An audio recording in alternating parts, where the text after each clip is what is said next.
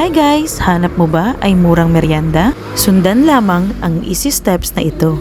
Gamit lamang ang 4 na ingredient: creme densada, glutinous flour, asukal at nyog. Uunahin mo munang pagsamahin ang glutinous flour at ang creme densada. Gumamit na nga ako ng mixer dito para mas madali. Dahil masakit nga sa kamay kapag mano-mano. Dinagdagan ko nga rin pala ito ng cornstarch para mas lumapot. Pagkatapos ay idinagdag ko na nga ang 1/8 grams ng asukal. Option mo naman nito kung lalagyan mo na agad ng asukal o mamaya na para sa coating. Kung mapapansin nyo ay wala namang nyog dito dahil sinubukan ko muna nang walang nyog. Kalahati pa nga lang ang naluto ko ay naubos na ng mga bata. Ito naman po ang second batch na may nyog. Idadagdag mo lang ang nyog sa mixture na nagawa kanina. Katapos ay ipiprito mo ito nang nakalubog sa mantika. Medium heat nga lang para mas maluto hanggang loob.